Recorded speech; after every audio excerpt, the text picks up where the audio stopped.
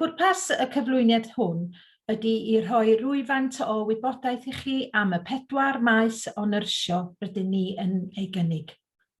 Y graddau baglor nyrsio rydym ni yn gynnig ydy nyrsio anabledd dysgu, nyrsio iechyd meddwl, nyrsio oedolion a nyrsio plant.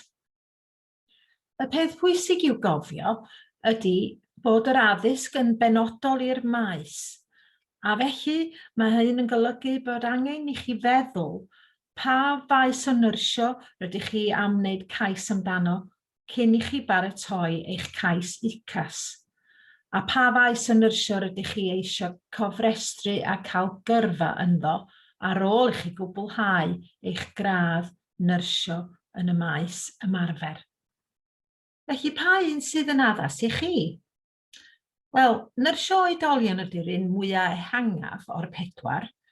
Gewch chi ddewis i weithio mewn ysbytai neu mewn gofal sylfaenol gyda'r meddyg teulu neu ar y gymuned. Gewch chi ddewis os liciwch chi weithio mewn carchar neu mewn ysgol. Felly mae yna lot o ddewis hefo nyrsio oedolion. Mae nyrsio plant yn debyg, oni bai eich bod chi'n edrych ar ôl plant a pobl ifanc.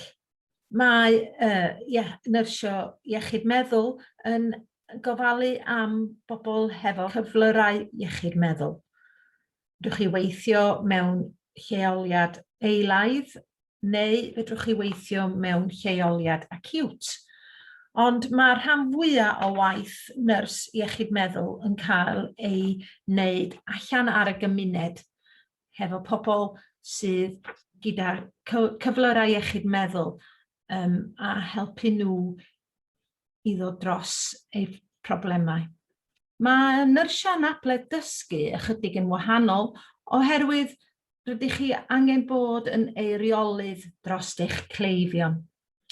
Mae hyn yn golygu bod rhaid chi ddod i ddeall sut mae rhywun yn byw hefo anabledd dysgu a eu hanghenion corfforol a unrhyw anhwylderau sydd ganddyn nhw.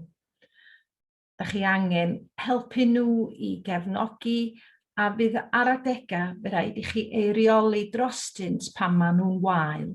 Byddwn yn awgrymu'n gryf eich bod chi'n edrych ar wefannau gyrfa iechyd, mae'r link ar y sleid yma, a hefyd edrych ar y wefan y Times Education. Bydd hynna yn rhoi lot o wybodaeth i chi a fedrwch chi wneud eich dewisiadau am pa gradd o nyrsio fysa orau i chi. Mae'r cwricwlwm yn generig ac hefyd yn benodol i'r maes ydych chi'n ddewis. Mae gennym ni addysgu rhyng broffesiynol hefyd. Hynny ydy, dysgu ar y cyd gyda myfyrwyr proffesiynol iechyd eraill. Mae'r cwrs wedi cael ei rannu hanner a hanner, 50% o addysg ymarfer a 50% addysg theori.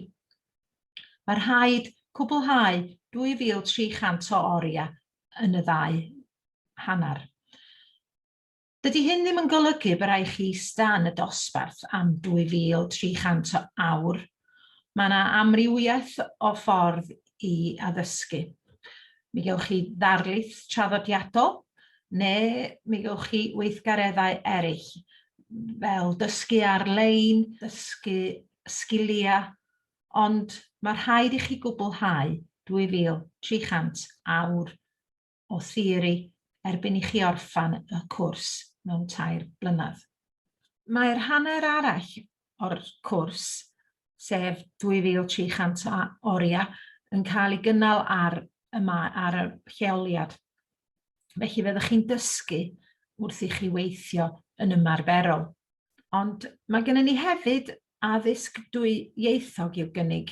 Ym mhob modiwl, mae gennych chi adnoddau dysgu sydd yn dwyieithog, a mae yna diwtor yn cael ei benodi i gefnogi chi yn eich gwaith academaidd sydd yn medru siarad Cymraeg a Saesneg. Dyma fap o Bwrdd Iechyd Prifysgol Betsi Cadwaladr.